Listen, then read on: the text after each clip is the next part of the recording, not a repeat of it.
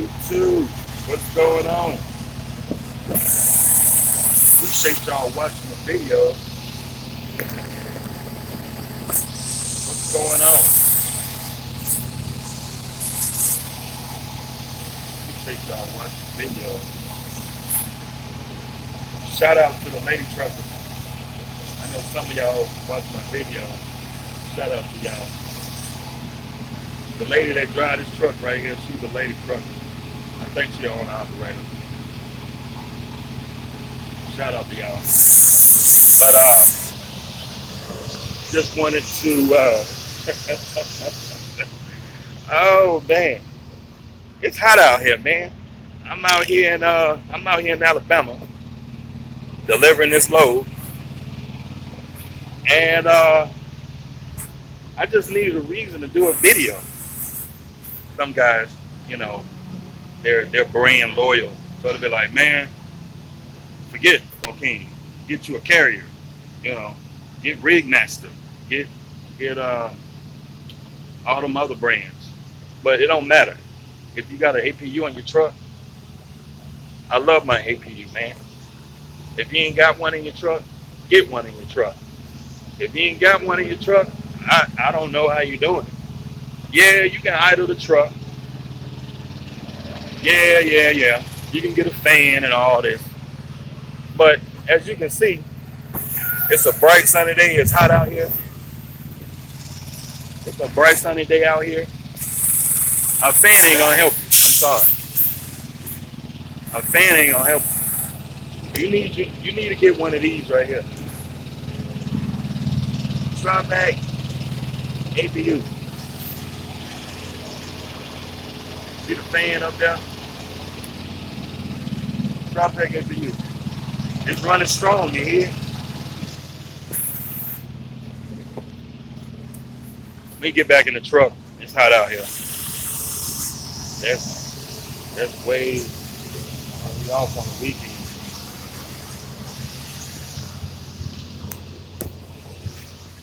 Yeah, I mean, I could have went home, but I seen this load stand me in the face on the board. I was like, man, go run this load.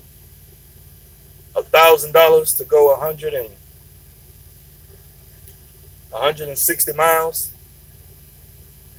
I mean, if you want to leave money on the table, hey, stay home. I'm gonna go get the money, and I'm probably gonna get about 2 hours detention on it. 2 hours detention plus $1,000 to go 160 miles. Hey, I'll take it. You got that load staring you in the face, you'd be a fool not to take it. Did you pay $50K for the SFI truck? $50K. You gotta go back and watch my videos. But you gotta go back and watch my videos. But yeah, this video is about my Thermo King. See that? See the vent there? It's blowing strong. The vent. See the air come out through there. And I got and there's a keypad. There's a keypad right there. I got it on halfway. And the air that's coming out of there is ice cold.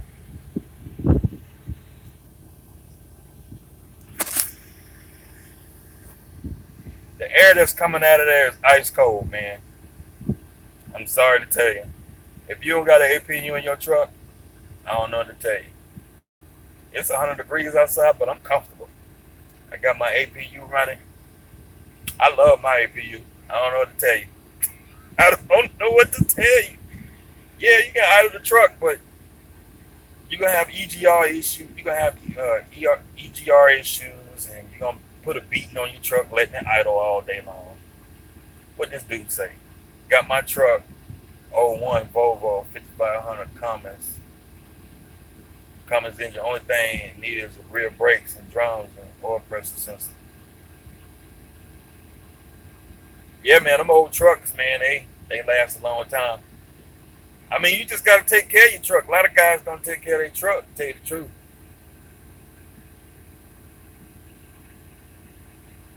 Travona, hey, how you doing? I want to I want to send a shout out to Travona. She's an ex Snyder driver. She's going over to I forgot the name of the company, but she went and bought a truck and trailer. Uh, I salute you. She's a female driver, and she went ahead and gave her Snyder Finance truck back, and she went to a dealer and got a international. Let me tell y'all, she was telling me she got that truck. I think she said for 18,000. I'm sorry, Trevon, I'm telling you business, but I'm trying to motivate these guys. She got an international. I forgot what year it was. She got an international for 18,000, and she went and bought a drive-in trailer, and she's leasing on to a company. I told her, I was like, man, you can just go ahead on and lease something. Go ahead and get your own authority. You got your own truck and trailer. You get your own authority. Let me tell y'all something. Y'all need to go get your authority, because I don't know. It's just like a lot of guys and girls and ladies think that, I don't know what it is.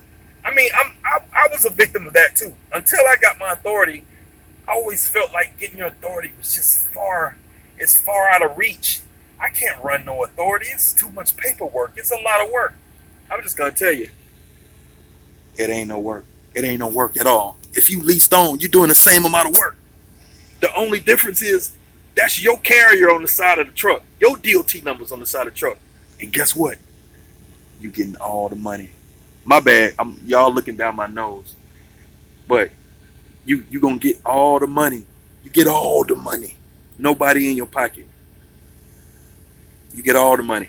But so that's just the deal, man. I want to give a shout out to female drivers. There's females out here doing big things. I done bumped into female fleet owners that got 5 and 10 truck fleets. You know, it's crazy. It's motivational. It's like I'm like, man, I want a warehouse. I want 10 trucks. I want $5 million. I want a $5 million trucking business. Yeah, I want that. You know, but in due time, I get it. In due time, it's just gotta work hard. Javon Walters, I gotta get me one.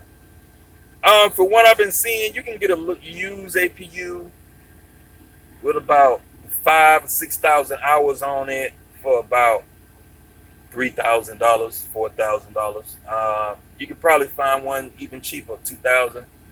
You get a used one. A brand new, you're gonna cost you about 10 installed. But for what I'm seeing, they're not too hard to install. You can go buy one off eBay or Craigslist and put it on yourself if you got some tools. You know, because all you got to do is hook it up to the battery, and you hook up. Depending on the model, you got to hook the coolant lines up to the engine. Some of them have their own coolant, so you may not have to hook it up to the engine, but and then you got to run the computer module and stuff like that. But once you do all that, you're good to go. But yeah, this, like I was saying, this is the keypad on mine. Shout out to Thermo King. Shout out to Thermo King. I'm just sitting up in the bed, man. I'm in the bed. I'm laying in the bed, comfortable. Got my APU going. Did the APU come with your truck? Yeah, it came with the truck, man. And see, that's the thing. You wanna buy a truck with the APU on it because you know that truck has got very, very low idle hours on it. I rarely idle this truck unless I'm sitting at a light or I'm waiting in line in the guard shack to get checked in or something like that. But I rarely idle this truck. Pretty much never idle this truck more than 10, 15, 20 minutes or so. So it goes. I could probably tell you this: the motor on this truck is probably pretty good. Got very low idle hours on it, and all the miles and hours on this truck is probably just highway miles, highway hours. Other than that, when I'm parked, the APU running, and that's what you want. That's how you take care of your truck. So you don't beat your truck up, beat your motor up, idling 15 hours a day. But that's just my opinion. Especially with these new trucks with the with the DEF and the DPF filter and all that stuff. That stuff get clogged up, and that's just my opinion. My opinion.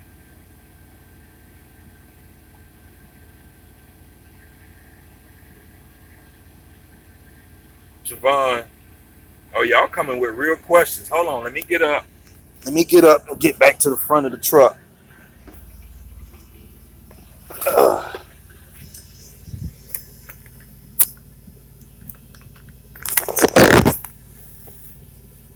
All right, let me see what y'all saying. Javon say, how much money would you say one need when starting up authority and running for 3 months? For for you, Javon, I think you already got your own truck and trailer. It don't really cost much. You just need money for the insurance and the authority. Um, it would probably cost you. You you know. See, here's the thing. Most of y'all that's already leased on, you already have established business, right? And and what's gonna happen is, if you got an LLC, you your LLC is gonna go ahead and apply for its authority, and that's since you're the manager of your LLC. Because see, what's happening is you got to look at the paperwork. Okay, so since you're the manager of your your LLC is going to go ahead and go into business, into trucking. So to get your authority, you need a business. You can't apply for your authority as a person. You have to have a business. So um, it has to be a business of some kind, an LLC, um, DBA, or something like that. Um, if you're gonna get your authority, I probably talk about this a bunch of times, but if you're gonna get your authority, you need you need a virtual office. Now, this has nothing to do with business credit, but you need a virtual office. I mean, if you don't care about business credit, I would use a post office box, because I don't suggest you using your residential address as your business, and because it's public record, anybody can look up your DOT number, and it's going to show your house address and all that. You don't want that. Get a PO box. A lot of the post office is allowing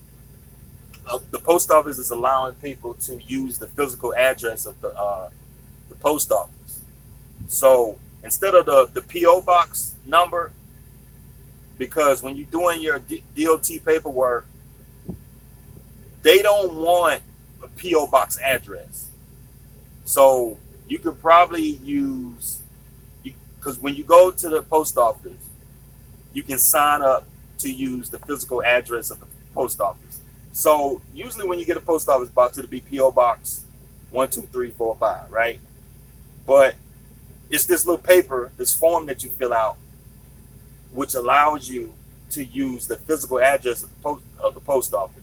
So the post office box would be 12345 Main Street, box 12345, Atlanta, Georgia. So that's an alternative, because the post office box is really cheap. Where I live at, a post office box is like $80 a year. That's very economical. Now, the next step up would be getting a virtual office. My virtual office is $30 a month. So, so, so if you was to look up my DOT number, it's gonna come up with a business address. It's gonna be a corporate office building, right? It's not gonna show my house. And tell you the truth, my virtual office is nowhere near my house, which is great.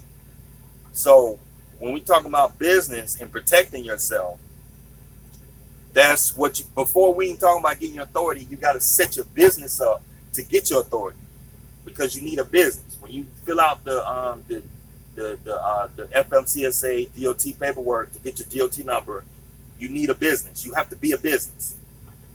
Okay, or you can get a UPS box,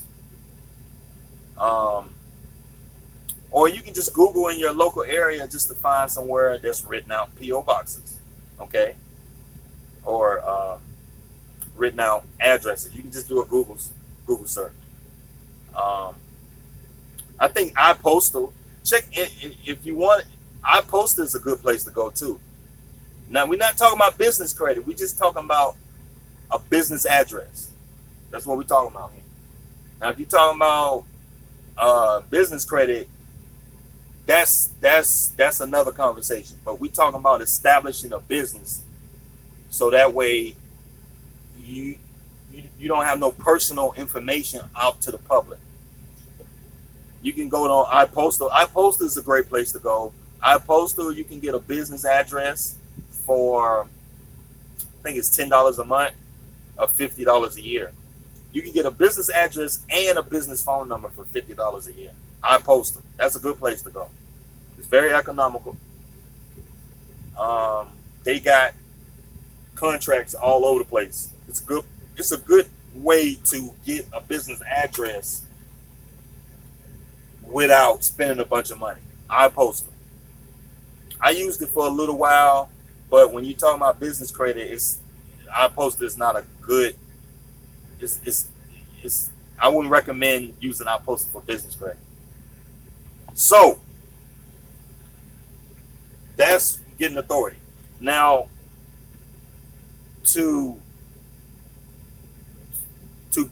once you got your authority, you're gonna need your insurance. You gotta get all your permits and stuff. You're gonna have to do all that other stuff. If you lease on, I recommend stay working. I don't know what it is, but a lot of guys act like you can't work for a company, be leased on, and go apply for your authority. No, that's crazy. You can stay working wherever you at, apply for your authority, put your insurance on it, and stay working for about 30 to 60 days. And then while you're working and your authority is getting that seasoning, just go ahead and start applying for carrier package with different brokers. Call up some brokers and let them know. Say, hey, I'm a new carrier, and I'm looking for a new business for my business, and I want a carrier package. And all they're gonna say is yes or no. They're gonna say yes or no. Oh, your insurance ain't good, or you don't have the time in business, or they come up with all kind of excuses. So in about 30 to 45, 60 days, you can call that company that you leased on. Get your vinyl. Go order you some vinyl. You can go to a signed company somewhere that'll print you some vinyl. You can go online. There's a bunch of companies online. You can order vinyl, put it on the side of the truck, and go down the road, make your money. So I would say you probably need about, if you already got your truck and trailer, Javon, you probably gonna need about a good 2,000, maybe 3,000, because you got to get your base plate if you haven't already got your own plates. But if you got to go and get your own plates in your own name, you got to get your own plates. In Georgia, plates cost $1,200 a year. That's how much my plates cost. I did a video about it a while back. My plates was $1,200. My insurance was all together, I put $1,300 down for the insurance, and my insurance is $1,000 a month. Um, and then the authority application is $300, and then you got to get a drug consortium. My drug consortium is $100 a year. The drug consortium is $100 a year. You got to get your 2290. That's $550. Um, so let me tally it up. I'm just pulling my calculator here. Base plate is $1,200. I put $1,300 down for insurance.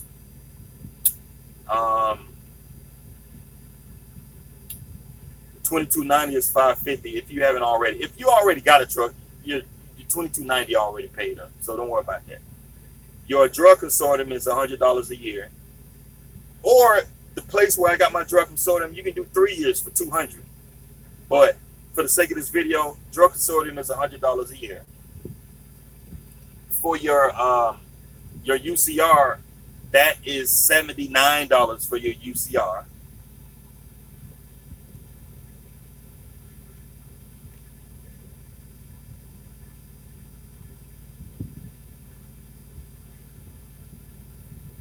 $79 for your UCR.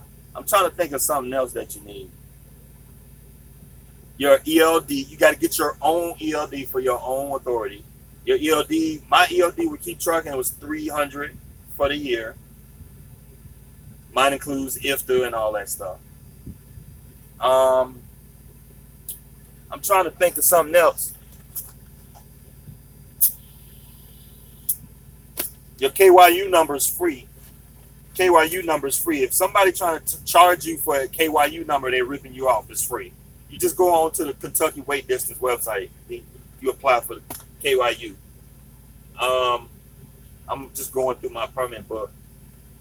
If you already got your truck and trailer, all that other stuff is already paid for. My IFTA stickers, those was $3 with Georgia. $3 for IFTA stickers. And you gotta go and do your PP test for yourself. I think your PP test for your own self, I think is my drug consortium charges. I think they $50 for the PP test. EIN number is free.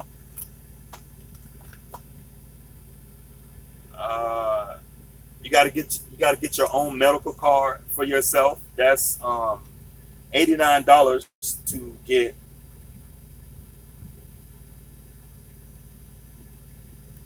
$89 to go and get your medical exam.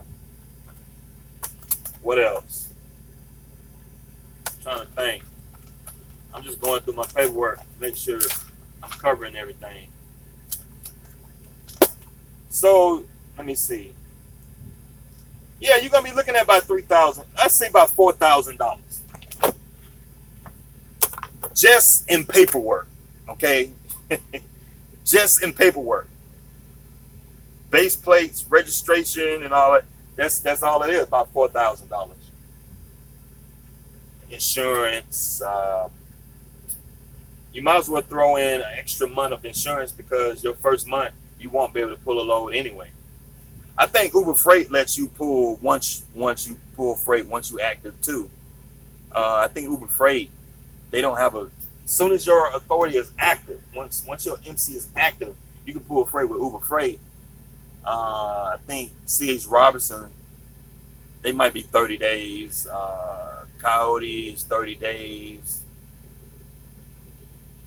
TQL. I mean, but yeah, so you're probably looking at a good $35,000 to $4,000. You know, just in paperwork. You know, if you need a truck, you probably gonna need another $5,000 to $10,000 down to go get a truck. If you need a trailer, you need another $2,000 or $3,000, maybe $5,000 down to get a trailer. So, but we just talking about the authority part. So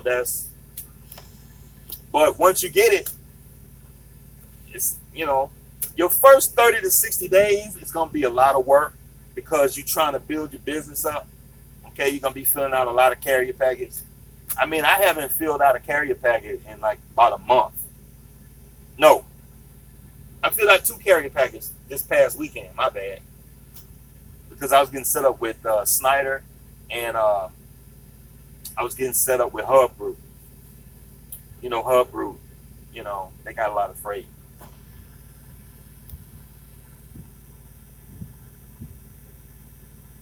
How I negotiate my detention. Well, y'all coming with the questions today. Okay, when it comes to detention, you got to be very. Brokers play a lot of games out here. With Uber Freight, you don't have to worry about it. Detention is usually automatic. Convoy detention is automatic. JB Hunt detention is automatic because they keep track of you on the app. Who else? Coyote, they're pretty good with detention. C.H. Robertson, they're pretty good with detention. But anybody else, all the other brokers that don't use the app, you got to be, you can't be sleep when it comes to getting your detention, because these brokers play lots of games when it comes to detention. When it comes to detention, you got to be on your game. You got to communicate, send emails, phone calls, texts, send pictures of what's going on with that load to get your detention. Now, when it comes to detention, negotiating detention, I don't want to say it's negotiating detention, but we can call it negotiating detention. Since you are an owner operator, you own a truck and trailer, you have all the power. Just understand that. You're not a company driver. You're not leased on to nobody. Even if you leased on to like Travel Loco, you have a lot of power because that's your trailer. Because you can hold the freight hostage. Once you take possession of that freight and it's on your trailer, you got a lot of power. So if a broker is pulling your chain when it comes to detention, just tell that broker, you know what? Let's go ahead and take the load back to the shipper. Just take the load back to the shipper. Let that broker know you're not playing. You're here to do business. So, for example, if you at a place and you see that you coming up to like 10, 15 minutes, 20 minutes, say they got a 2-hour window and you coming up on that 2-hour mark for detention. About 15, 20 minutes before detention hits, you need to call that broker and say, hey, I'm still at the shipper. I'm going to need an updated Raycon with detention included in this Raycon. At the 2-hour mark, you need to tell that broker what's going on. They unload you. They're running slow, blah, blah, blah. I need an updated Raycon for detention. If the broker doesn't want to give you detention, just tell them to go ahead and let's go ahead and cancel this load, and I'm gonna have them take the freight off the truck. Because you have to let that broker know that you're not playing. Because once you leave that shipper and you don't have a Raycon, updated Raycon with the detention in it, chances are it's a 50-50 chance you may not get that detention. The method, what I'm telling you is, this is something, like if you leased onto a carrier like Travel Loco, it's not so bad. It's not so bad because Travel Loco is going to help you get that detention. It's, they'll help you. It's not a guarantee, but you got somebody to help you get your detention. But when you're your own carrier, you got your own authority, it's difficult when you're dealing with the brokers that don't have apps and stuff. Say you book a load with Scott Logistics. Now that's not a good example, but Scott Logistics is a decent company. I've had good experience with Scott Logistics. Nolan Transportation. Usually, one time I did a Nolan Transportation load. They don't have an app, but I had some detention. The broker sent me a new rate card right there on the phone. I didn't have to fight. I didn't have to play no games with them. But some brokers, it's just some brokers out here, they like to play games, man, when it comes to detention. I had some brokers, they call me before I call them about detention. I had some brokers call me and say, "Hey, man, are you still getting loaded?" I was like, "Yeah, I'm still here, man." So okay, I'm gonna go ahead and send you this updated rate con with an hour detention on it. I was like, "Okay, cool." I didn't have to do nothing. There's some decent people out here, but a lot of these brokers, man, they real shisty when it comes to detention. Um, but like I said, if you're dealing with Uber Freight, Convoy, JB Hunt, the bigger brokers, they usually pay. TQL, that's another story. TQL does not like to pay detention. They do not like to pay detention. They do not like to pay the detention. And what I just told you, when you negotiate detention, when you got your own truck or trailer, you have to let these brokers know you mean business. If they don't want to send you a new updated rate con, or they're pulling your chain, blowing smoke up your ass, just tell them, he's like, "You know what? Let's go ahead and cancel this load. I'm gonna go in here and tell them to take this freight back off my truck, and you can go and find another truck for your load. I'm here to do business. I'm asking you to go ahead and send me a new rate con on this load. If I call a broker more than 2 times, I'm done, because I'm here to do business, and that's what it is." But the system. What I told you is kind of rare, but you have to stand your ground when you're on this side of trucking. A lot of these brokers out here, they play a lot of games out here, and it's a shame these grown people out here playing these games. But that's what they do. So um, that's what they do. So I'm very skeptical on the brokers that I pull for, and because I need to make sure that I'm getting compensated for my time out here. I'm not gonna be running your load for free. I'm just not gonna do it. Okay, so talking about, oh yeah, I'm gonna give you the rate con tomorrow. Okay, I'm gonna go ahead in here and tell them to take this freight off my trailer. That's what I'm gonna do. We're gonna take this freight off this trailer until you get this rate con. Then you can put the freight back on the trailer, and then we can continue business. There's no reason for I gotta wait tomorrow for a rate con. You sitting behind a computer, put the detention on the rate con and send it to me so we can go do business. All right, that's how I negotiate detention. All kind of boogers. All kind of boogers. Going to give you a word as well. Get a pillowcase. Is Thermo the basic for you out there?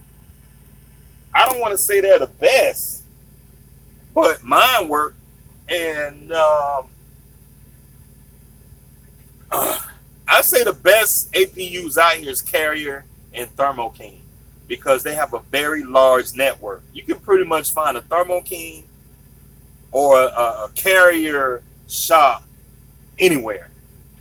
I mean, just about any city got a Thermo King and a Carrier, because Thermo King cooling units are on just about every company out here, and they need that large network to service their equipment. If you're talking about Rigmaster and all these other companies, it's probably 2 or 3 of them in the whole country. You don't want that. You want a company that's got a large support, that in the event that your equipment goes down, you can get it serviced. Like my APU went down a few months back, and I was in Virginia. It was a Thermo King right down the road from the truck stop. I just rolled down there. They fixed it in 2-3 hours. I was right back on the road. I didn't even use no log time for it, because it was right down the street from the truck stop.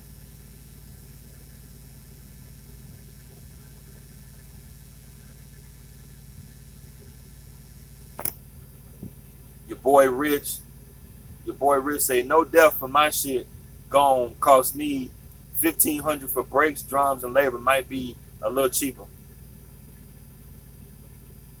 Yeah,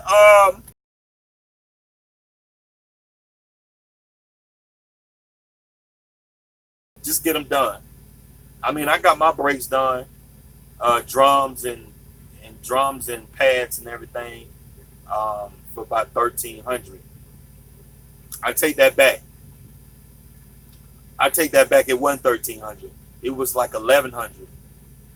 Um, because when he was replacing the brakes, there was a busted hub seal, and I told him to replace the hub seal because since he already down there taking the brakes off anyway, the hub seal is right there. So it's just an extra hour of labor and the part. So it was actually like 1,200. It was like 1,100, did another $100 or so for the hub seal. So the total bill out the door is like 1,300.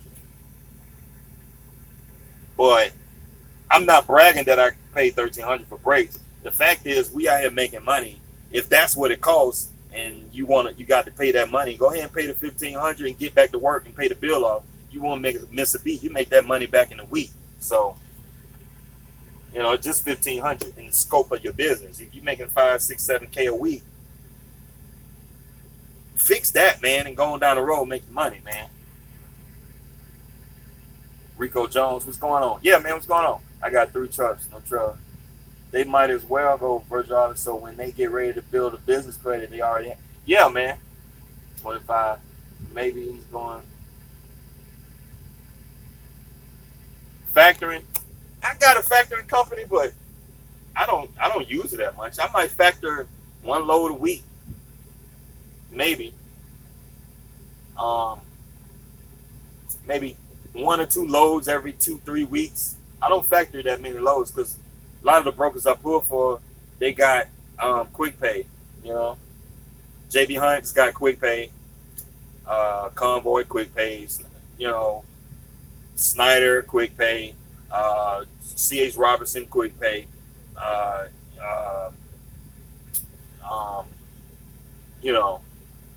because every blue moon I might book a load. The only time I use my factoring company unless I book a load off the DAC board. If I go on the DAC board and I book a load off there with a random broker, and they don't have quick pay, I'll use my factoring company. What type of rates the container division are paying? You know what? I don't even know what the owner operator gain in containers pay. I'm not sure. As a company driver, I can tell you, but I'm in a Dropbox game, over the road Dropbox game. I don't know. Have I been audited yet? No, I ain't been audited yet. I've been in that position, the grocery warehouse, and take it. Yeah, but see, Trucker 202, it's not the fact they would take it back. You got to tell the broker that to let him know that you're not business. Let him know that you mean business. You don't want to tell the broker, hey, man, they're not going to take the freight back. You losing all your power. You got to tell that broker, hey, I'm going to go into the shipping office and have them take the freight off if you don't give me an updated rate card. You don't need to tell him that. It's just negotiating. It's just words coming out your mouth, and that's all it is. Aaron Smith, they're paying about $15. Yeah, I mean, intermodal on the operator the owner operator game pulling containers. I don't think it's enough money, to tell you the truth. I looked at the pay packages for a lot of the container guys. It ain't enough money. It just ain't enough money. You got to have your truck paid for to do containers as an owner operator. Because if you're doing $1.50 a mile, and you do 3,000 miles in a week, that's a lot of goddamn running. Okay, 3,000 miles divided by 5, that's 600 miles a day. Okay, 600 miles a day divided by 60 miles an hour, that's 10 hours a day. That's a lot of work. Okay, that's 10 hours a day running at 60 miles an hour. That's if in a perfect world that you go to a place, get loaded when you're supposed to get loaded, and they take 20 minutes to load you, and you go to another place, and you go to the rail yards, and you drop off an empty container, and you pick up a loaded container, or I mean, when I was doing intermodal containers, it takes you anywhere from 30 minutes to an hour to 2 hours to get in and out of them damn rail yards. So I don't see as enough money. Say you do 2,500 miles a week times $1.50 a mile. That's $3,700. That ain't enough money. And say your fuel is $900. Insurance is, say your insurance is $150 a week. You taking home $2,700. Okay, that's what to pay for a truck. If you got a truck note, say your truck note $500 a week, you only taking home $2,000. That ain't no money for the owner operator game. It's some money. You making some money, but you ran 2,500. Listen, this week, let me put it like this. This week I grossed 60. This is $6,000 week for me. I did the math. I did about 2,300 miles this week. And I ran hard this week. To me, this week, I felt like I ran hard this week. 2,200 miles. Usually I only do like 1,500 miles in a week.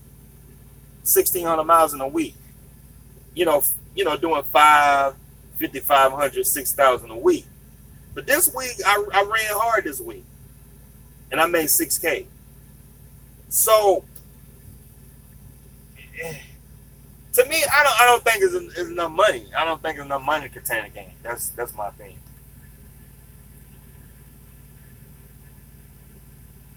Yeah, it's the same thing at the receiver. I mean, you gotta flip it up a little bit when you at the receiver. At the receiver, you kind of losing power because the freight is off your truck. But if it goes that far where you got to chase a broker down to get your attention, don't mess with them no more. Don't mess with them no more. I just don't mess with them no more. Because when I come out here to book loads, I'm not just booking loads one time. I'm looking for repeat business. So if I book a load with a broker, if I'm going to go out of my way to book that one load, chances are I'm trying to book multiple loads. I'm trying to get a load for next week, tomorrow, or for time to come. So basically, I'm just trying brokers out. So I try him out. If he good with detention, if his ethics are on point, I'll go ahead and lock his number in my phone, and I'll call him another time, or he'll call me, and we'll do business again. But that technique, the point is that you gotta understand you got the power. When you got your own truck and trailer, you have the power, and you gotta let the broker know, like, hey man, you're not gonna be a pushover. Should you use your home as a registered agent? No, I don't recommend that. Although people do it, but I don't recommend that because, like I say, corporate information is public record, and I don't recommend that. I would use a P.O. box or a registered agent or something like that. A friend's house, a cousin's house, your mama house, your auntie house, or something like that.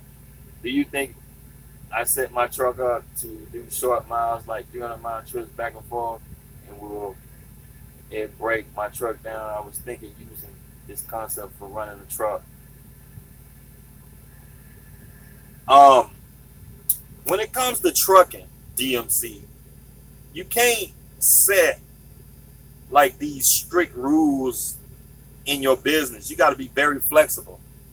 Okay, you can't just say, "Oh yeah, I only run loads 100 miles and back. That's all I do."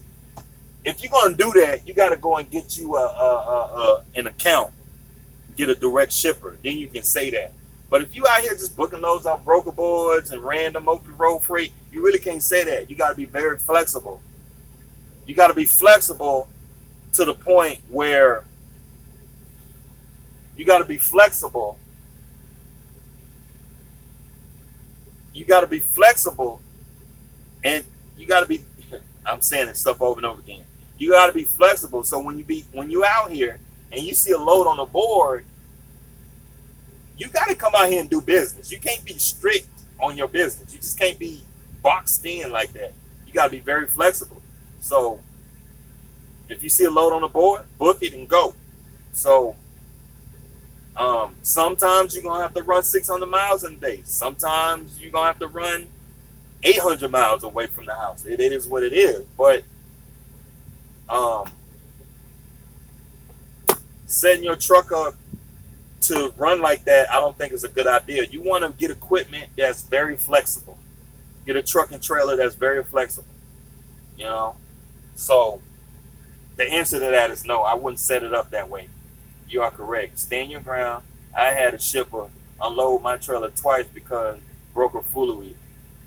I hated leaving money, but now the broker knows that I'm all about business. That's right. That's the whole point.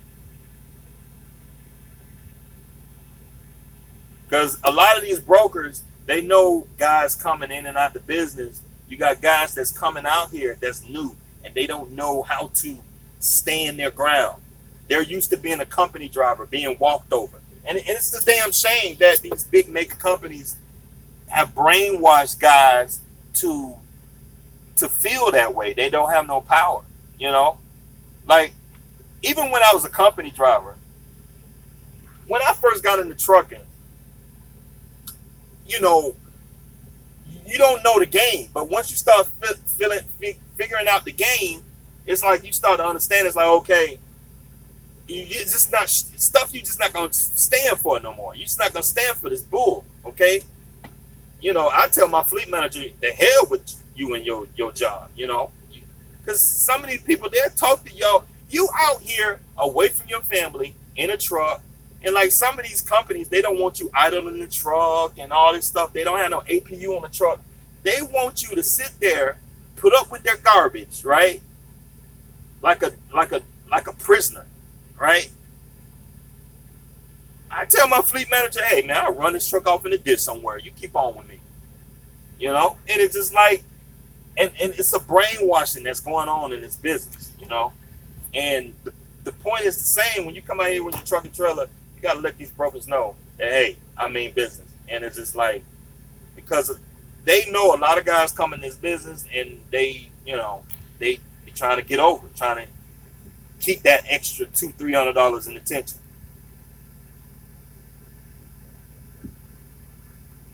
Okay. L Harris said, your best bet in the container game is the short runs. You can average $250 to $3 a mile running short. Okay, that's about the same thing of what I'm doing. Okay. I mean, all the guys I know that run containers, they make about $3,000 a week, man, $3,500 a week. And all these guys got paid for a truck. So I'm just trying to figure out, okay, Regis football house, a duplex. Yeah, man, it's going good. You know, the tenant paying her rent on time. I can't complain. Every blue moon, she'll call me about something. Oh, this toilet backing up, something crazy. About 6 months ago, she called me. The doorknob wasn't working or something like that. I had to go by and spray some WD-40 on the doorknob. I don't know. But other than that, I mean, it's money in the bank. It's about paid for. I got about $15,000 left on my rental, and it's about paid for. I got all the debt off of it paid for. All the repairs is paid for. I replaced the AC unit. That's paid for. I spent $4,600 on the AC unit. I replaced the roof. Well, I didn't replace the roof. There was a section of the roof that needed to be replaced. That was like $1,000. I had over a good $10,000. I would say $10,000 to $15,000 worth of repairs, and it's almost about paid off. I got about $15,000 left on it, and I can't wait. It's gonna be paid for, you know. So I just can't wait. So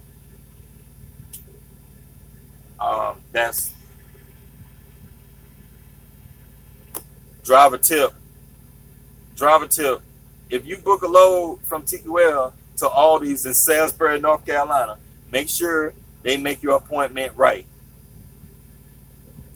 Yeah, these appointments out here, a lot of these brokers, what they're doing now is they're on the Raycon, they'll put an appointment at 9 o'clock, but when you get there, the appointment is really at 10. Oh man. It's like, why y'all playing these games? I mean, I get it, because they wanna make sure you get there on time. I get it, but went 25 miles for $172.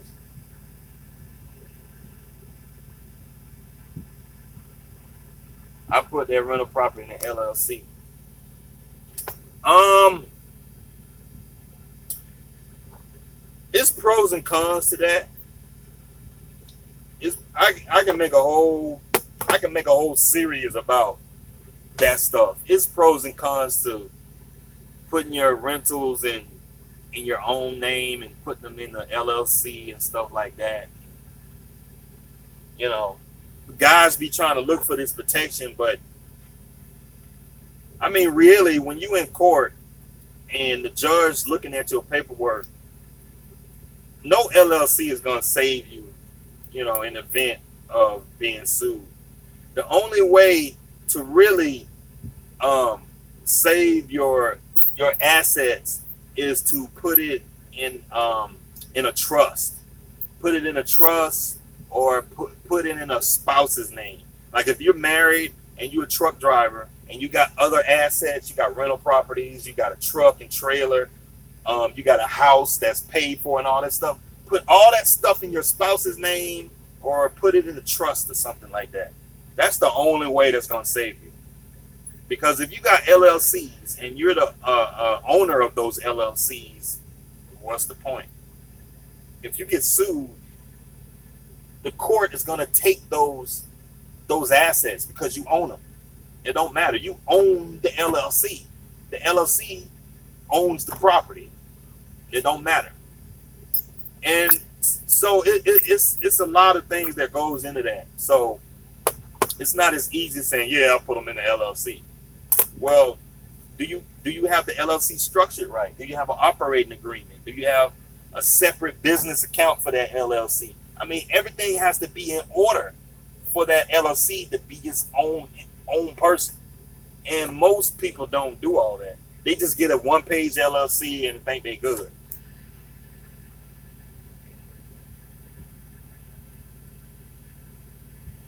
You laid over a day. Yeah, man, that's why I don't mess with some of these brokers. Like if I look at a load and if it's picking up from a grocery warehouse, I don't mess with it. Unless it's from the brokers that I like to pull for. For example, those grocery loads, the only way I will book a load like that unless it's with Uber Freight, Convoy, JB Hunt, C.H. Robertson, a Coyote. Because I know those guys, it's no BS when it comes to detention. I was laid over 2 days with a Uber load, and Uber paid me every last dime of detention. I got like $1,000 in detention on that load.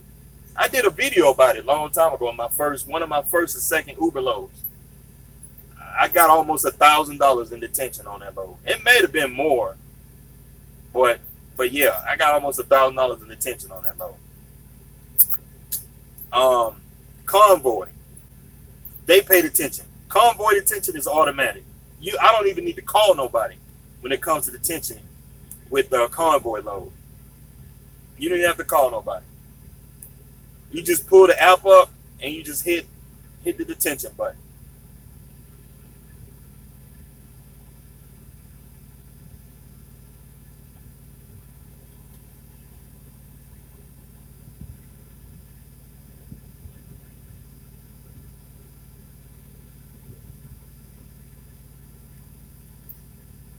Yeah, so I just pull the app up and hit the detention button, and you just see the clock. It's got a little clock, and it just starts ticking, queuing. And once you get empty, they see your new Raycon automatically. Uber Uber usually takes about 2 days to get your attention. A day or two to send you an updated Raycon, and then they'll send you that detention money. C.H. Robertson, they're usually like right then and there. So you get the broker on the phone. He said, "Hey man, I got 2 hours detention." He'll be like, "Okay, send me a copy of the bills." I'll be like, "Okay." Right there on the phone, I send a picture of the bills, and he'll just send me a new Raycon right there on the phone. Says Robertson, I like doing business with them. They paid attention. Coyote, the broker that I deal with, Coyote, I really don't like him. He's very slow. Coyote, they take like a week to pay attention, man. But they pay it. They'll pay it. It just takes them forever to pay it. Um, JB Hunt, JB Hunt, they take 2 to 3 days to get your attention, but they pay. TQL, forget about it. Yeah. Unless it's the type of freight that I know I can get in and out on, I don't mess with Uber, TQL when it comes to grocery loads. So when I book a load with TQL, I'm asking who the shipper is, who's the receiver. If it's a grocery warehouse merchandise type company, I ain't messing with it. No, I ain't messing with it. Because you're going to get attention. Kroger warehouses, Walmart, Dollar Trees, Dollar Generals, Family Dollars, all that Target, you going to get attention. You going to get attention. And dealing with TQL and some of these brokers, it's hard trying to get pay out of them. And a lot of them, they want to pay you $25 an hour for detention. I'm good.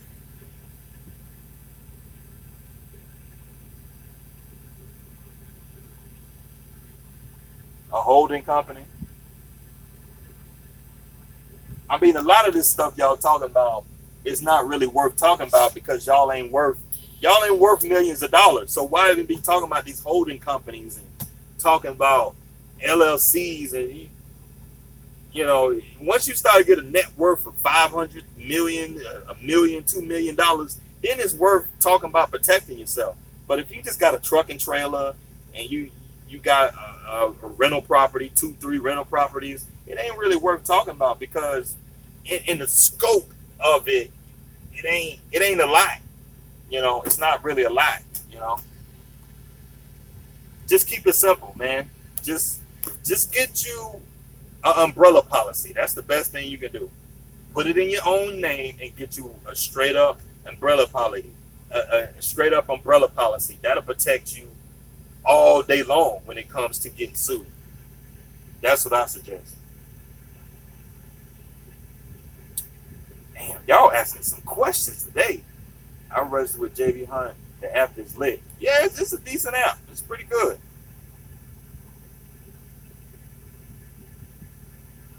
On the reefer side, Coyote is trash. Yeah, I don't like Coyote, man. They all right. If they got a load on there and I ask them who the shipper receiver is, and if it's somebody I don't mind pulling for and the rate is good, I'll run the load. I'll run it. What is the fair detention rate to charge shippers? Um, I say $50 an hour, $50 to $75 an hour. A lot of brokers are not even paying that 25, 30, $40 an hour. But because the broker, they're charging $150 an hour for detention, and they're only giving the driver a little bit of that, half of that, 3/4 of that, and it's a damn shame.